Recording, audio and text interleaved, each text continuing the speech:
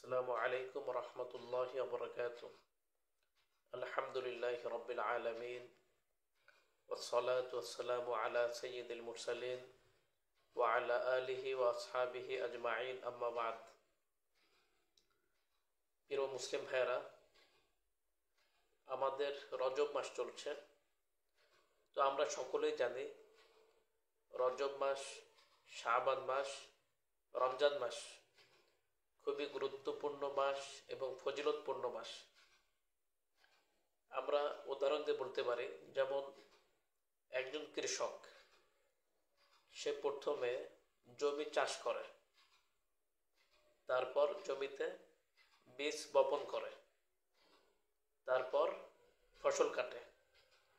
তো আমরা বলতে পারি যে রজব মাস হচ্ছে জমিতে চাষ দেওয়ার মাস, আর শাবান মাস হচ্ছে বীজ রোপণ করার মাস, আর রমজান মাস হচ্ছে ফসল কাটার মাস। এক কথায় রমজানের প্রস্তুতি আমাদেরকে এখন থেকেই নিতে হবে, রজব থেকেই নিতে হবে। রজব এবং শাবান মাসকে পরিপূর্ণ কাজে লাগাতে হবে।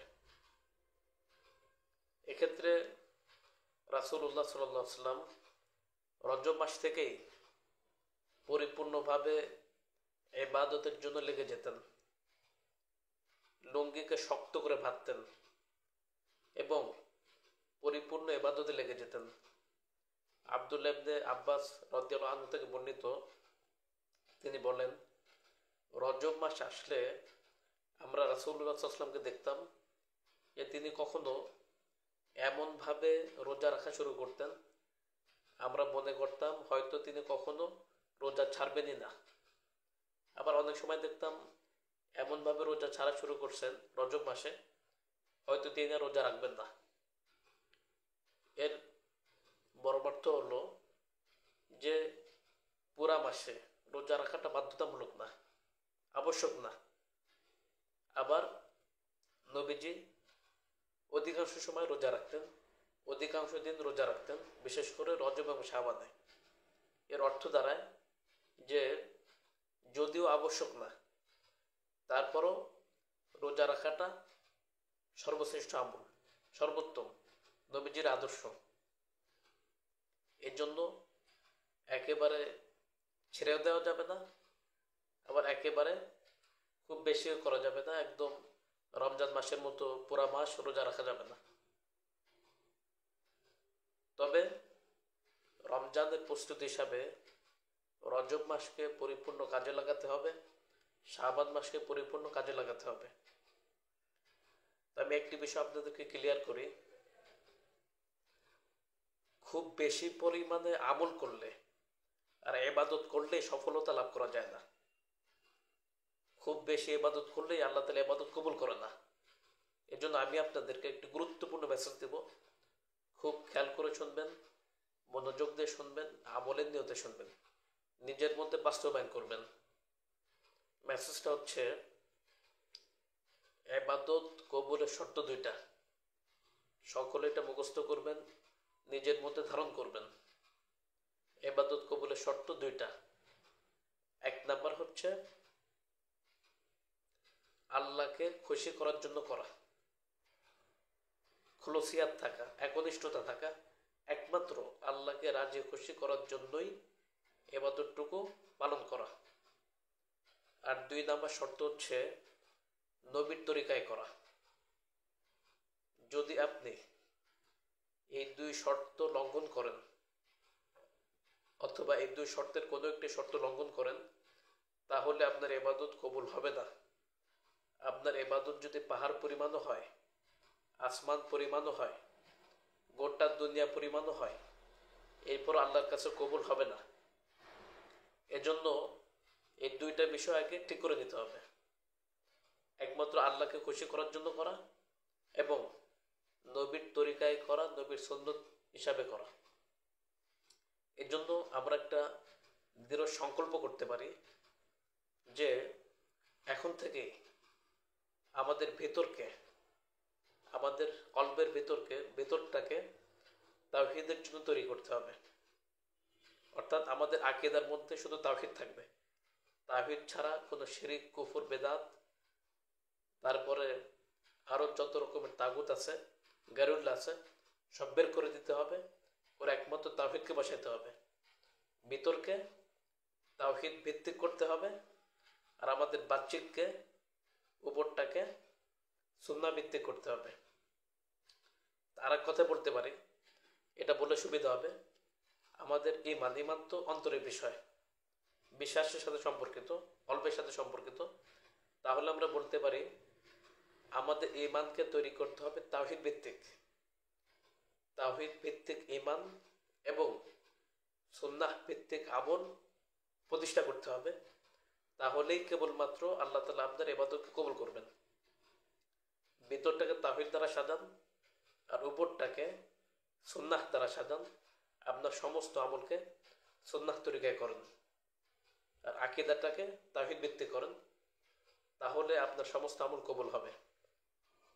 আখলিস দীনাকা ইয়াকফিকাল আমালুল কলিল, দিনকে খাঁটি করো, নির্ভেজাল করো, তাহলে অল্প আমলই নাজাতের জন্য যথেষ্ট হবে, অনেক বেশি আমল করতে হবে না। কিন্তু আপনি আমল করতেছেন, কিন্তু আপনার আমলের মধ্যে বেদাত আছে, আপনি বিভিন্ন আকীদা পোষণ করতেছেন, আকীদার মধ্যে শিরিক আছে, কুফর আছে, এরপরে নেফাক আছে, আপনার আমলের মধ্যে জাহিলিয়াত আছে, কুসংস্কার আছে, রুসুমাত আছে, এবং আরো বিভিন্ন রকমের সমস্যা আছে, তাহলে তো ভাই আপনার ইবাদত আল্লাহ কবুল করবেন না। এর জন্য আমাদের প্রথমে এটা ঠিক করতে হবে যে সমস্ত ইবাদত করবো আল্লাহর জন্য, তাওহীদ ভিত্তিক ঈমান, এবং সমস্ত আমল হতে হবে সুন্নাহ ভিত্তিক। এটাকে ক্লিয়ার করে নি। বেদাতের বিষয়ে আমার অনেক আলোচনা আছে, বিষয় ভিত্তিক আলোচনা করেছি, প্রচলিত বেদাত নিয়ে আলোচনা করেছি, আপনারা সেগুলো ইচ্ছা করে শুনতে পারেন, অনেক দীর্ঘ আলোচনা আছে। তো বেদাত নিয়ে আমি বেশি কথা বলবো না, দু একটি কথা বলবো। বেদাত নিয়ে আমাদের সমাজের মধ্যে ভুল বোঝাবুঝি আছে, এমনকি অনেক বড় বড় আলেমরাও বেদাতের সংজ্ঞা বলতে পারেন না, বেদাতকে এলোমেলো করে ফেলেন, বেদাত এবং সুন্নাহ এই দুইটাকে একাকার করে ফেলেন, মিলাই ফেলেন। এটা বেদাত সম্পর্কে সম্যক জ্ঞান না থাকার কারণে এটা হয়ে থাকে। আমি বলবো যে বেদাত সম্পর্কে সকলেই ভালো একটি এলেম অর্জন করেন, জ্ঞান অর্জন করেন, কারণ যে বিষয়ে আপনার জ্ঞান থাকবে না সেই বিষয় সম্পর্কে আপনি সতর্ক হতে পারবেন না। শিরিক সম্পর্কে আপনার জ্ঞান নেই, শিরিক থেকে আপনি বাঁচতে পারবেন না। কুফর সম্পর্কে আপনার এলেম নাই, কুফর থেকে আপনি বাঁচতে পারবেন না। বেদাত সম্পর্কে আপনার যথেষ্ট এলেম নাই, কি কি বেদাত, বেদাতের সংজ্ঞা, বেদাতের মূলনীতি, এই সমস্ত বিষয়ে আপনার এলেম নাই, জানা নেই, তাহলে আমি নিশ্চিতভাবে বলতে পারি আপনি সমস্ত বেদাত থেকে বাঁচতে পারবেন না, সম্ভব না। এটা অজুভঙ্গের কারণ আপনি জানেন না, তাহলে যে কোনো একটা কারণ আপনার মধ্যে আসতে পারে, অজু ভেঙে যেতে পারে, আর আপনি তো সেই অজু ভাঙ্গা দিয়ে নামাজ পড়ে ফেলবেন।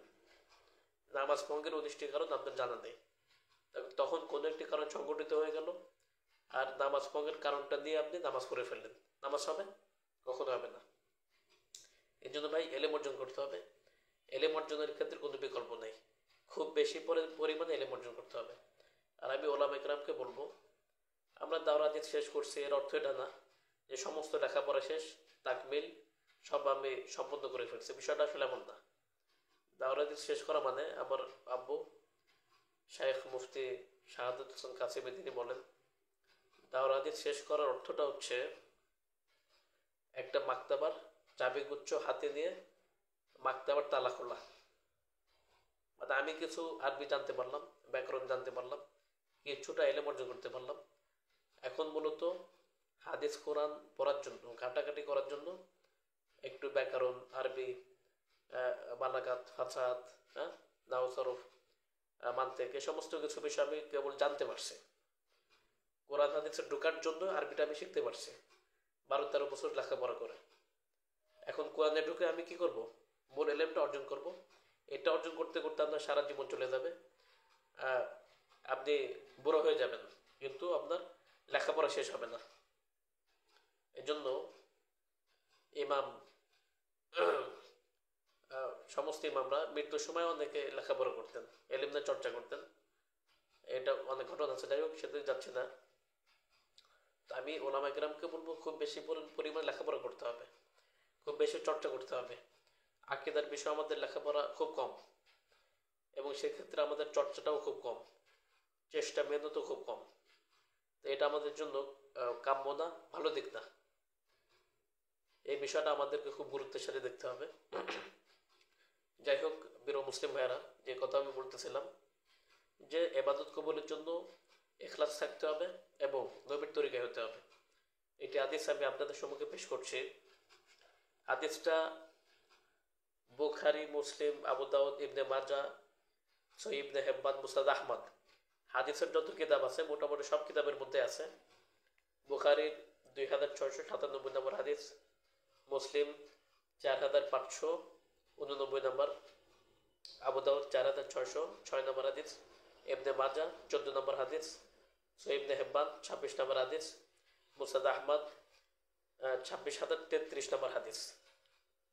عن عائشة رضي الله تعالى عنها قالت قال رسول الله صلى الله عليه وسلم من أحدث في أمرنا هذا ما ليس فيه فهو رد। হাদিসটা সকলে মুখস্থ করে নেবেন। মান আহদাসা ফি আমরিনা হাযা মা লাইসা ফিহি ফাহুয়া রাদ্দুন। আয়েশা থেকে বর্ণিত, তিনি বলেন রাসূল সাল্লাল্লাহু আলাইহি ওয়াসাল্লাম বলেছেন, যে ব্যক্তি আমাদের দ্বীনে নতুন কিছু সংযোজন করবে যা মূলত দ্বীনের মধ্যে নাই, ইসলামের মধ্যে নাই, সেটি পরিত্যাজ্য।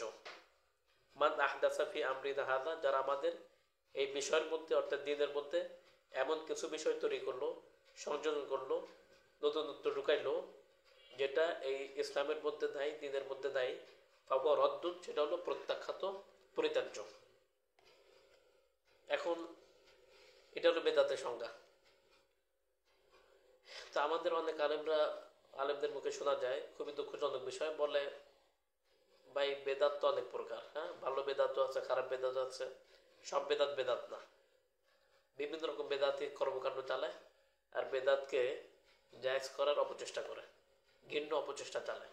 এটা খুব দুঃখজনক বিষয়। আরে ভাই বেদাত না বেদাত কোনটা? এই বলে যে যখন আমরা সমস্ত বেদাতগুলো আলোচনা করি তখন বলে তাহলে সবই তো বেদাত।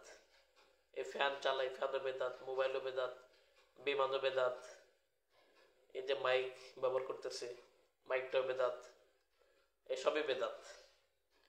আরে ভাই বেদাতের সংজ্ঞা তো এটা না, সব কেন বেদাত হবে? এগুলো হলো জাগতিক উপকরণ, বিমান, লাইট, ফ্যান, হ্যাঁ, এরপরে টেবিল, এগুলো জাগতিক উপকরণ, এগুলো বেদাত না। এই হাদিসে তো পরিষ্কার বলা হয়েছে মান আহদাসা ফি আমরিনা হাযা, যারা এই দ্বীনের মধ্যে নতুন কিছু ঢুকাবে ওটা হলো বেদাত, সেটা প্রত্যাখ্যাত। তো ফ্যান চালানো এটা কি দ্বীনের বিষয়? এটা কোনো সওয়াবের বিষয়? এটা দ্বীনের কোনো বিষয়? এটা অর্থাৎ ইবাদতের মধ্যে যে সংযোজন করবে সেটা হলো বেদাত। এখন আপনাদের কাছে প্রশ্ন করি, ফ্যান কে ইবাদত? লাইট কে ইবাদত? মোবাইল কে ইবাদত? বিমান কে ইবাদত? এরকম ভাবে আরো যা কিছু দেখি না দেখি এগুলো কে ইবাদত? এই সমস্ত আলেমদের বেদাত সম্পর্কে ন্যূনতম এলেমও নেই, এই কারণে এই সমস্ত জাহালাতের কথাবার্তা বলে থাকে আর বেদাতকে জায়েজ বলতে চায়, যে সমস্ত বেদাতের মধ্যে তারা লিপ্ত আছে। তাদেরকে অবশ্যই এই সমস্ত গোমরাহি থেকে ফিরে আসতে হবে।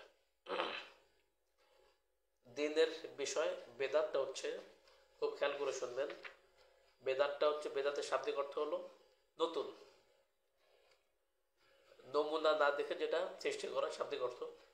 আর বেদাতটা হচ্ছে শরিয়াতের পরিভাষায় নব আবিষ্কৃত সমস্ত ইবাদত যার কোনো ভিত্তি নেই, নতুন নতুন ইবাদত যার কোনো ভিত্তি নেই, সেটা হলো বেদাত।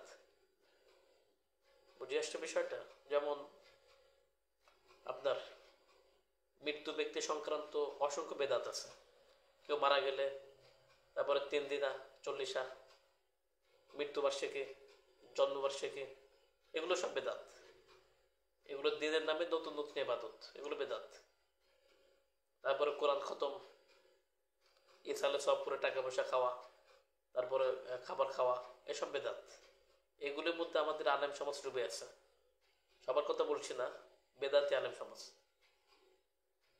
তারপর আপনার ওরস, মাজারে প্রার্থনা করা, মাজারের কাছে চাওয়া, মাজারে কিছু দেওয়া, ঠিক আছে। এরপরে আলোকসজ্জা, আলোকবাতি, কবরকে সাজানো, টাইলস দিয়ে করা, এরকম আরও যত বিষয় আছে সব বেদাত। 5 ওয়াক্ত সালাতের পরে সম্মিলিত মোনাজাত করা বেদাত।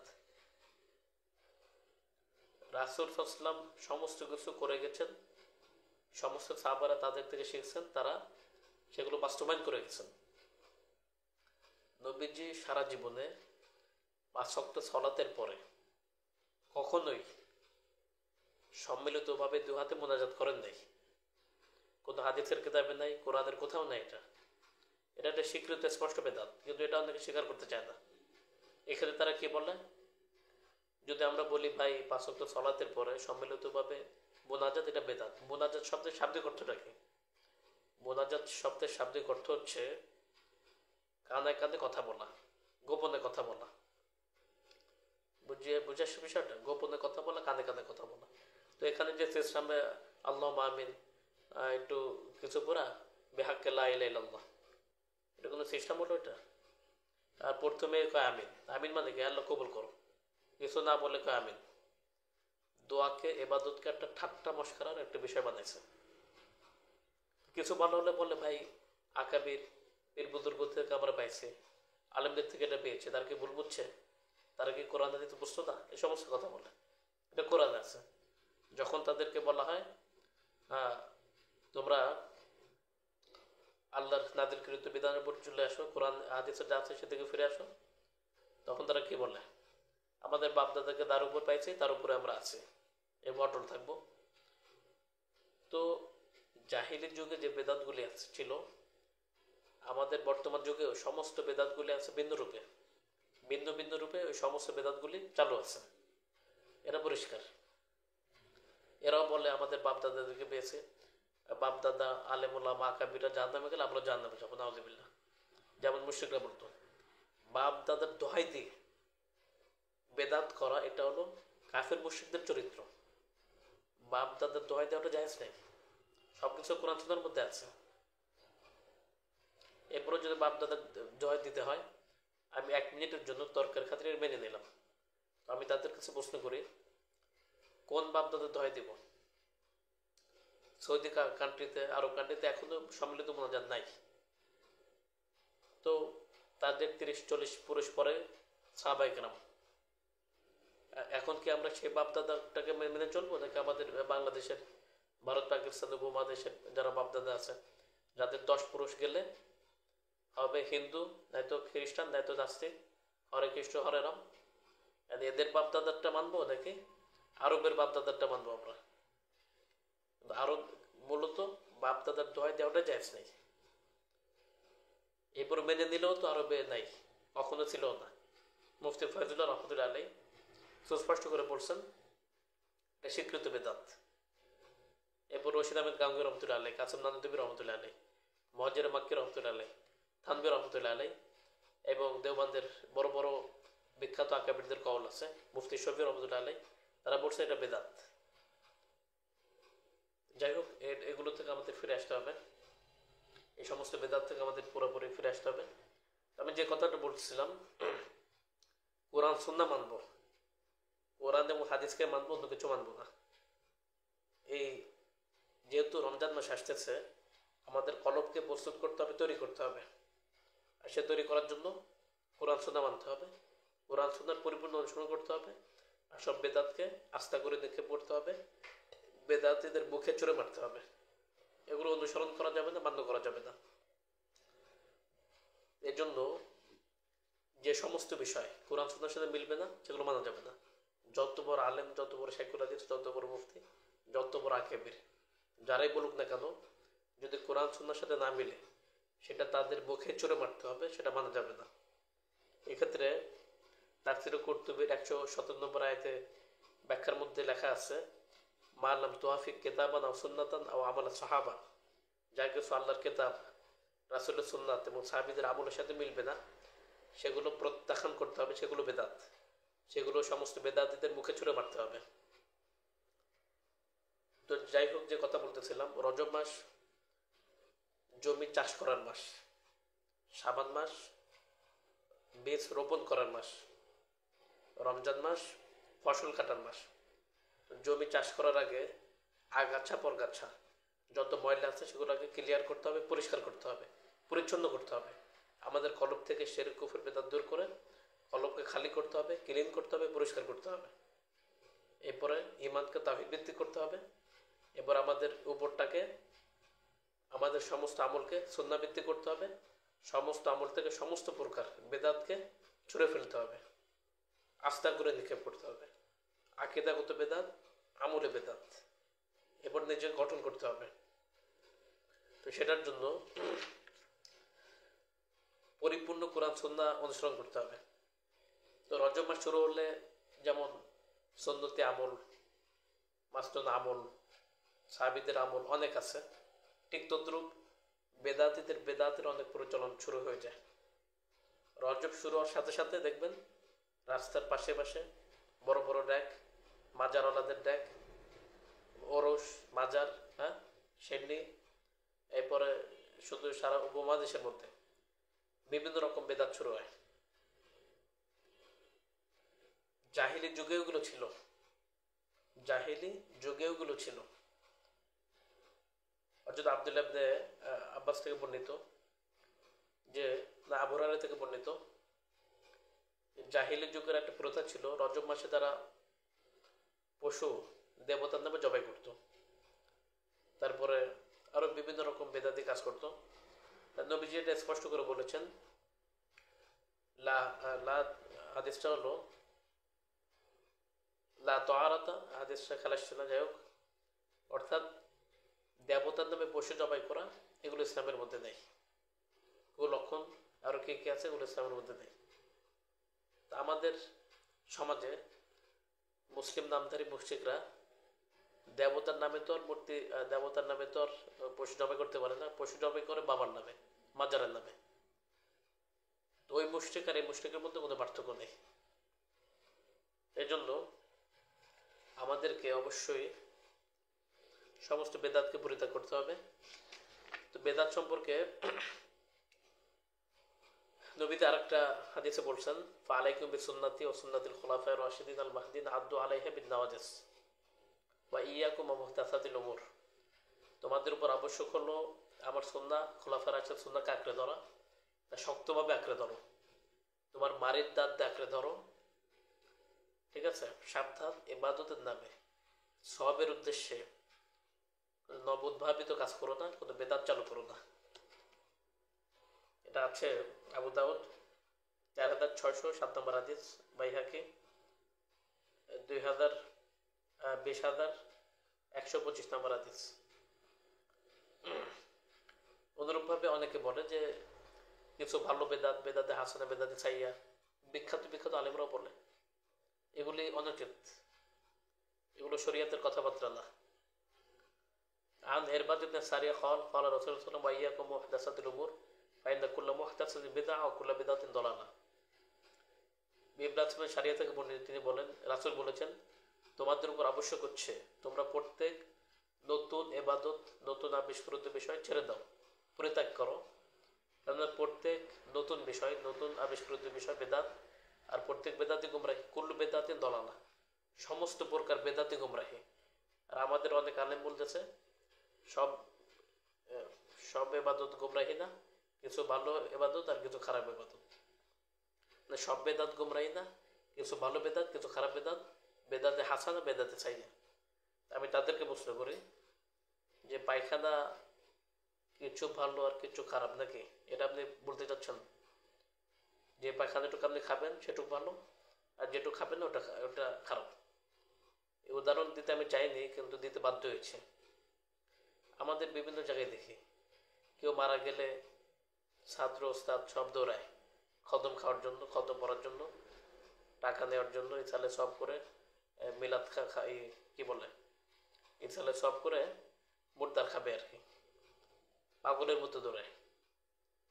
তা আমার খুব আশ্চর্য লাগে, কত বড় বেদাতের মধ্যে লিপ্ত হচ্ছে আর কি।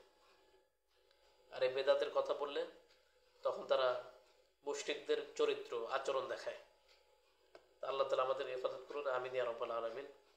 যাই হোক, এই জন্য আমরা বুঝলাম সমস্ত বেদাত গুমরাহি। এক্ষেত্রে আমি আরেকটা হাদিস শোনাবো আপনাদেরকে। সেটা হচ্ছে বিদায় হজ্জের ভাষণের সময় রাসূলুল্লাহ সাল্লাল্লাহু আলাইহি ওয়াসাল্লাম স্পষ্ট করেছে, আল-ইয়াওমা আকমালতু লাকুম দীনাকুম ওয়া আতমামতু আলাইকুম নি'মাতি ওয়া রাদিতু লাকুমুল ইসলাম দীনা। তোমাদের জন্য দিনকে পূর্ণাঙ্গ করেছি, তোমাদের প্রতি আমার অনুগ্রহ সম্পূর্ণ করলাম, মানে ওহীকে বন্ধ করে দিলাম, সমাপ্ত করে দিলাম, আর ইসলামকে তোমাদের দিন হিসাবে গ্রহণ করলাম। সূরা মায়েদার 3 নম্বর আয়াত। তো এই আয়াত নাজিল হওয়ার পরে কোনো বেদাত অনুপ্রবেশ করার কোনো সুযোগ নেই। দিন পরিপূর্ণ, এই বিল্ডিং, এখানে দেয়াল টেয়াল সব পরিপূর্ণ।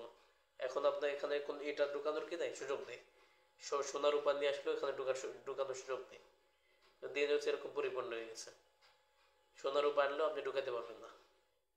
আর যে মনে করবে সোনার উপর আছে, এটার থেকে ভালোই আছে, দিনের থেকে ভালো কিছু দিন আছে যেগুলো নবীজি বলে নাই, হাদিস করেন নাই, তারা চরম বেদাতি এবং তাদের আকীদার মধ্যে কুফরে মুশরিক চলে আসছে। আল্লাহ হেফাজত করুক।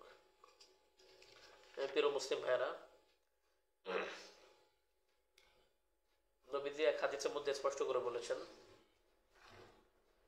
আদ মালিকিন, হাদিসটা আছে মুওয়াত্তা ইমাম মালিক 1594 নম্বর হাদিস, মুওয়াত্তা ইমাম মালিক 1594 নম্বর হাদিস এবং মিশকাত 186 নম্বর হাদিস। রাসূলুল্লাহ বলেছেন, তারাকতু ফীকুম আমরাইন লান তাদিল্লু মা তামাসসাকতুম বিহিমা কিতাবাল্লাহি ওয়া সুন্নাতা নাবিয়্যিহি। আমি তোমাদের কাছে দুটি জিনিস রেখে গেলাম, দুটি জিনিস রেখে যাচ্ছে, আল্লাহর কিতাব এবং রাসূলের সুন্নাহ। এই দুইটা জিনিস যদি আঁকড়ে ধরো, শক্তভাবে আঁকড়ে ধরো, তাহলে কিছুতে তোমরা পথভ্রষ্ট হবে না, গোমরা হবে না। তো যদি আপনি গোমরা হতে না চান, খাঁটি পিওর মুমিন হতে চান, তাহলে এই দুইটা বিষয়কে আপনাকে দুইভাবে শক্তিশালীভাবে আঁকড়ে ধরতে হবে, কোরআন এবং সুন্নাহ। এর বাইরে কিছু মানা যাবে না, বাইরে কিছু গ্রহণ করা যাবে না, শ্রবণ করা যাবে না। কথা একদম ক্লিয়ার। এই দুটাকে আঁকড়ে ধরতে হবে, কোরআন এবং সুন্নাহ। এর বাইরে গেলেই পথভ্রষ্ট, আর এর মধ্যে থাকলে পিওর মুমিন। যেহেতু রমজান আসতেছে, আমাদেরকে প্রথমে আমাদের ঈমানকে পিওর করতে হবে, আমাদের ইসলামকে পিওর করতে হবে, আমাদের চিন্তা চেতনা আকীদা বিশ্বাস সিরাত থুরাত জাহের বাতেন সব পিওর করতে হবে, খাঁটি করতে হবে। খাঁটি হওয়ার পরেই আপনার আমলটা সুন্নত মোতাবেক হবে, আকীদাটা তাওহীদ ভিত্তিক হবে। এরপর যে আমল করবেন সেটা আল্লাহর কাছে কবুল হবে, যে বীজ রোপণ করবেন সেটাই ফসল ফলাবে। আর আপনার জমি হলো পাথর মাকড়া জমি, হাজার বাইরান, যত বীজ দেন কোনো ফসল হবে না, এবার কোনো কাজ হবে না। আপনার দিল ঠিক নেই, আকীদা ঠিক নেই, আমল ঠিক নেই, আমলের মধ্যে বেদাত, আকীদার মধ্যে বেদাত, শিরক, কুফর, রসুমাত, জাহিলিয়াত। আপনি যতই আমল করেন, যত ইবাদতের বীজ বপন করেন, কোনোটা কোনো কাজে আসবে না, কোনো ফসল হবে না। একদম পরিষ্কার কথাবার্তা। এই জন্য প্রিয় মুসলিম ভাইয়েরা, কোরআনের একটি আয়াত স্পষ্ট করে আল্লাহ তাআলা বলতেছেন, সূরা নিসার 59 নম্বর আয়াত, ফাইন তানাজাতুম ফি শাইইন ফারুদ্দুহু ইলাল্লাহি ওয়া রাসূল ইন কুনতুম তুমিনুনা বিল্লাহি ওয়াল ইয়াউমিল আখির যালিকা খায়রুন ওয়া আহসানু তা'ওয়িলা। তোমাদের মাঝে যদি কোনো মতবিরোধ সৃষ্টি হয়, তাহলে সে বিষয়টি ফয়সালার জন্য আল্লাহ এবং তার রাসূলের দিকে ফেরাও। তো আল্লাহ এবং রাসূলের দিকে ফেরাও এর অর্থটা কি? যদি তোমরা মুমিন হয়ে থাকো, আল্লাহর দিকে ফেরাও মানে কোরআনের দিকে ফেরাও, কোরআনের সাথে মিলাও। রাসূলের দিকে ফেরাও মানে রাসূলের দিকে ফেরাও মানে হাদিসের দিকে ফেরাও, হাদিসের সাথে মিলাও। কোরআনের সাথে মিলে কিনা, হাদিসের সাথে মিলে কিনা। যদি কোরআন এবং হাদিসের সাথে মিলে তাহলে সুন্নাহ। আর যদি তোমার পীর সাহেব, তোমার আকাবির, তোমার শায়েখ, তোমার বড় বুজুর্গ, বড় আলেম, তাদের বক্তব্য ও তাদের কথা যদি কোরআনের সাথে না মিলে, হাদিসের সাথে না মিলে, তাহলে সেটা মানা যাবে? কখনোই মানা যাবে না। সেগুলো তাদের মুখে ছুঁড়ে মারতে হবে, আর কোরআন সুন্নাহকে মানতে হবে। তাহলে তুমি পাক্কা মুমিন, পিওর মুমিন। আর যদি কোরআন সুন্নাহর উপর গায়রুল্লাহ বক্তব্যকে প্রাধান্য দাও, অগ্রাধিকার দাও, মেনে নাও, তাহলে তুমি পথভ্রষ্ট হয়ে যাবা, বেদাতি হয়ে যাবা। একদম পরিষ্কার কথাবার্তা। এই জন্য প্রিয় মুসলিম ভাইরা, শাবান মাস আসার আগে, আজকে 27শে রজব, আমাদেরকে পিওর মুসলিম হতে হবে।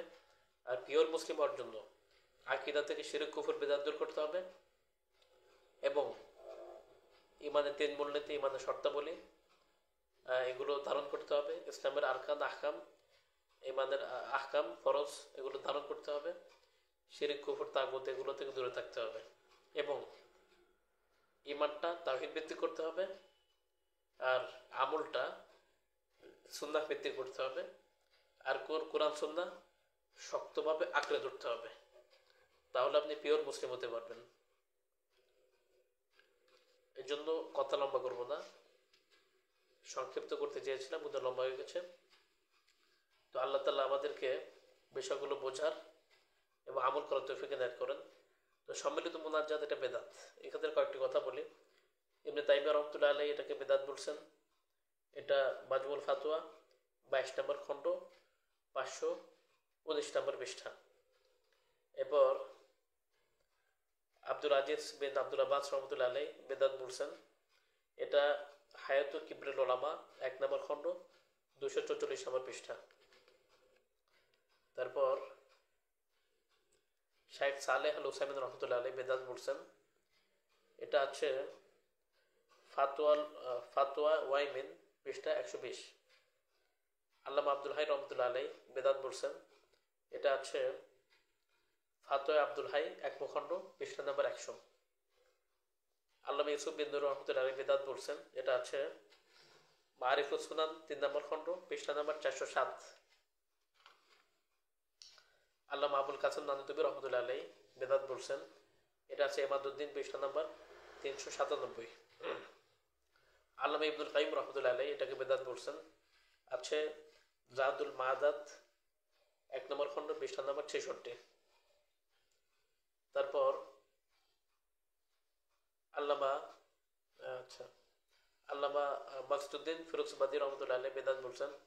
এটা আছে সিফরুস সাআদাত পৃষ্ঠা নম্বর 20। আল্লামা শাতিবী রহমতুল্লাহ আলাইহি 700 খ্রিস্টাব্দে মৃত্যু, তিনিও বেদাত বলছেন। এটা আছে আল ইতিসাম 1 নম্বর খণ্ড পৃষ্ঠা নম্বর 352। আল্লামা ইবনুল হাজ মাক্কি রহমতুল্লাহ আলাইহি বেদাত বলছেন। এটা আছে মাদখাল 2 নম্বর খণ্ড পৃষ্ঠা নম্বর 83। আল্লামা আশরাফুল থানভী রহমতুল্লাহ আলাইহি বেদাত বলছেন। এটা আছে ইস্তিহবাবুদ দাওয়া। মুফতি শফি রহমতুল্লাহ আলাইহি বেদাত বলছেন। এটা হচ্ছে মারিফুল কোরআন 3 নম্বর খণ্ড পৃষ্ঠা নম্বর 577। পাকিস্তানের বিখ্যাত মুফতি রশিদ আহমদ রহমতুল্লাহ আলাইহি এটাকে বেদাত বলছেন।